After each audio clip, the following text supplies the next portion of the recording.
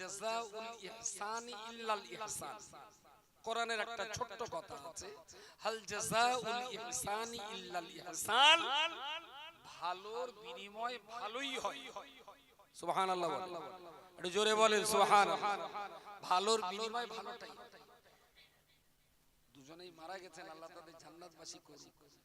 ওই বসিরহাট থেকে আমি চৌমাথায় আসছি কোন একটা দরকারে, আর আমার তখন সম্ভবত সেই ট্যাক্সি গাড়িটা, আমার জীবনের প্রথম গাড়ি ট্যাক্সি। ঝমঝম করে বৃষ্টি হচ্ছে, টেটরা স্কুলটা পার হয়ে ওই একটা ব্যাকের মাথায় একটা কালী পুজো হয়, ওই কালী ঠাকুর একটা ঠাকুর থাকে যে জায়গাটা, ওই বট গাছটার একটুখানি আগে দেখি ঝিমঝিমকে বৃষ্টি হচ্ছে, একটা বুড়ো আর একটা বুড়ি ওই ঝিমঝিম করে বৃষ্টিতে, তখন আবার শীতকাল, বুড়ো বুড়ি দুটো ভিজতেছে। তা আমার ড্রাইভার সম্ভবত তখন ওই পার্বমানীপুরের সে মনি, ওই বোধহয় তখন আমার ড্রাইভারাই মনে রাখতো। বুড়ো বুড়ি দুটো ভিজতেছে দেখি, তা গাড়িটা রেখেছে, দরজা খুলেছি, বুড়োটা ছুটে এসছে, সালাম কালাম করলাম। তারপর বড় জামা, মাথায় টুপিও আছে, বুড়িটার গায়ে আবার বোরকাও আছে। ভালো সালাম করে বললাম কোথায় যাবে? তার যে কোকা আমরা একটু শাক চুড়ে যাবো। আমি তো ওঠে না আমার গাড়িতে। তা বুড়ো বুড়ি দুটো বিরাট খুশি, ওরা আমার কেউ না, ওদের সঙ্গে আমার জীবনে কোনো আত্মীয়তার সম্পর্ক আছে আমি জানি। আর যদি আদম নবীর কথা বলে তাহলে তো আপনি আমার শালা হতে পারেন। বলেন বুড়ো বুড়ি দুটো তুলে নিল, গাড়িতে গল্প হচ্ছে কোথায় যাবেন, তাহলে এক জায়গায় গিয়েছিলাম, একটু বাড়ি যাবো, সঙ্গটাকে তাহলে তোমার চাষি মা। আর গাড়িতে বসে গল্প করছে, হতে হতে চৌমাথায় এসে কি মনে হলো আমার একটু কাজ আছে চৌমাথায়, তাই বললাম আপনারা যাবেন কোথায়? তাহলে শাক চুড়ে যাবে। তা আমি ড্রাইভারটা বললাম করছি আমি এখানে কাজ মেটাই, তুই বুড়ো বুড়ি দুটো বাড়ি লেগে দিয়ে বলে ওরে পাঠিয়ে চলে গেল। যথারীতি ড্রাইভার আবার এলো, আমি আমার গাড়িতে চলে গেলাম। আমি ভুলেই গেছি, আমার তোর মনে থাকার কথা, ভুলে গেছি। বহু কাল পরে যখন মাদ্রাসা করার জন্য জমি হন্যে কুকুরের মতন খুঁজছিলাম যে কোথায় একটা জমি পাবো, তো সন্ধান হলো, ঘুরতে ঘুরতে শাকচুড়োর দিকে গিয়েছি। শাকচুড়ে আমাদের পাটের দোকানে বসে এ হচ্ছে কোথায় একটা জমি পাওয়া যায়। সামাদ ভাই বলে একজন আছে মাওলানা, ওর পাটের দোকান, ওখানে বসে হচ্ছে পাটের দোকানটা না আড়ো, কোথায় কার কার জমি। হতি হতি একটা বুড়ো ঢুকে বলছে কগা শুনতি তোমরা মাদ্রাসা করবো, আমি একটা জমি তো বললো। আমি সামাদের বুড়োর কি তার কাটা টাটা জমি খুঁজি খুঁজি দিয়েছে বলতে না, ওগুলো হাইসাব মানুষ, লোকের জমি আছে।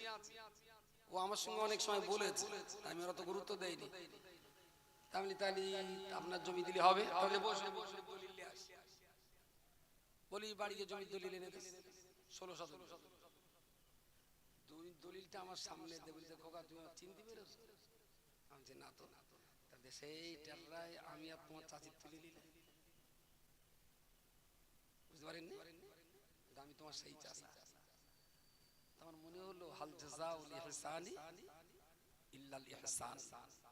আমি স্মরণে রাখতে পারি আর নাই বা পারি, আমার ব্রেনে থাকার নাই বা থাক, জীবনে মরণে উত্থানে পতনে হাসিতে কান্নায় গোটা জীবন ভর কোথাও যদি কোনো উপকার করে থাকেন, জীবনের কোনো না কোনো মুহূর্তে সেই উপকারের প্রতিদান আল্লাহ আপনাকে দিয়ে দেবে। সেই 16 শতক জমির উপরে খাদিজা মাদ্রাসার প্রথম শিলান্যাস। এটা ইতিহাস।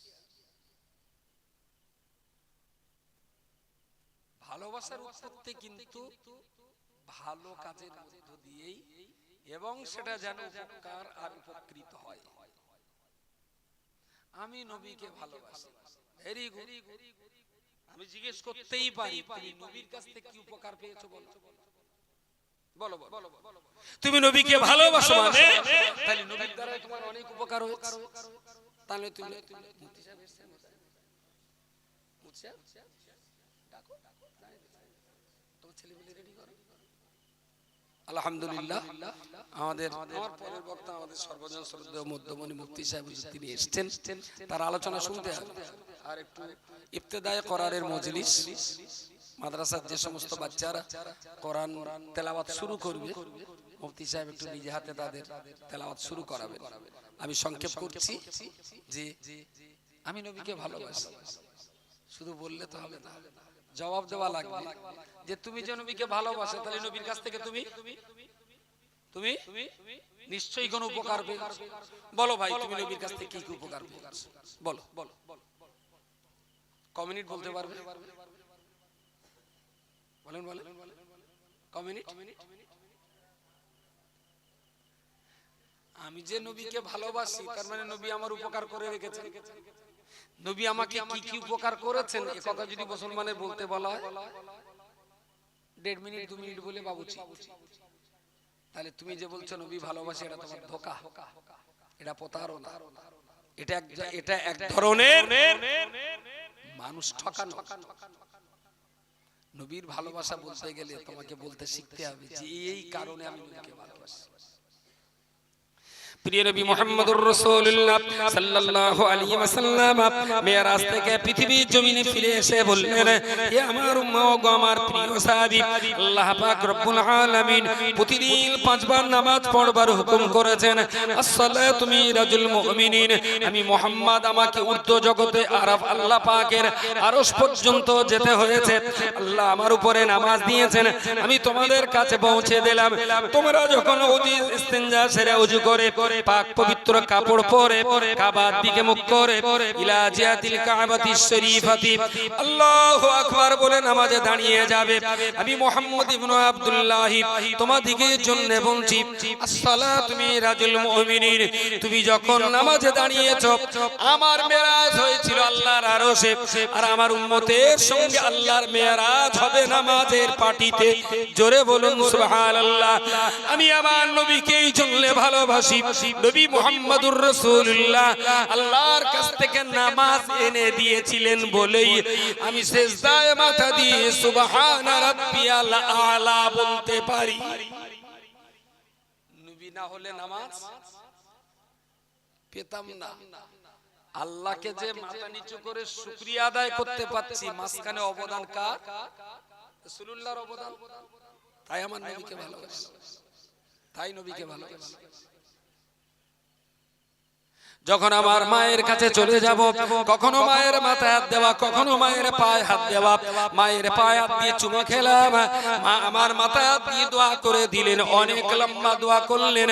পৃথিবীর সব মাতার সন্তানের জন্য দোয়া করেন। নবী আমার হাদিস শরীফে বলেছেন, ইন্নাল জান্নাতা তাতা আকদামি উম্মাহাতিকুম। এই পৃথিবীর মনুষ্য জাতি আমি তোমাদের জন্য বলছি, জান্নাতে যদি যেতে চাও তোমার জান্নাত কাবার চৌকাঠায় নয়, তোমার জান্নাত মসজিদে নববীর গুম্বজের ভিতরে নয়, তোমার জান্নাত কোরআনের পাতায় নয়। আমি মুহাম্মদ ইবনে আব্দুল্লাহ বলছি, ইন্নাল জান্নাতা তাতা আকদামি উম্মাহাতিকুম। ও আব্দুল মতিন, তোমার জান্নাত আল্লাহ পাক তোমার মায়ের পায়ের নিচেই ঠিকানা দিয়েছেন। জোরে বলুন সুবহানাল্লাহ। নবী মুহাম্মদ যদি এই কথা আমাকে না শেখাতেন, মায়ের পায়ে হাত দিয়ে আমি তো চুমো খাওয়া শিখতাম না।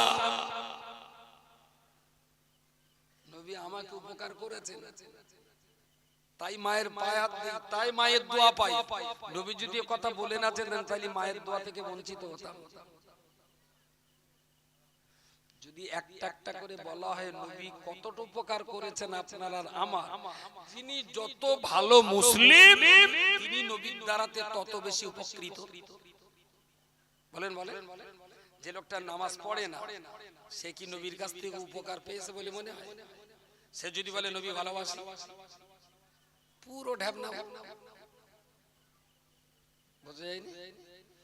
কিছু কিছু নারকল না গাছতে যখন পাড়ে দেখতে বিরাট ভালো লাগে, টুকরে টুকরে ছোবড়া বাদ দেওয়া, তারপর মালা মালা কুপিয়ে কুপিয়ে ফাঁক করে দেখলো পানি উনি শ্বাস।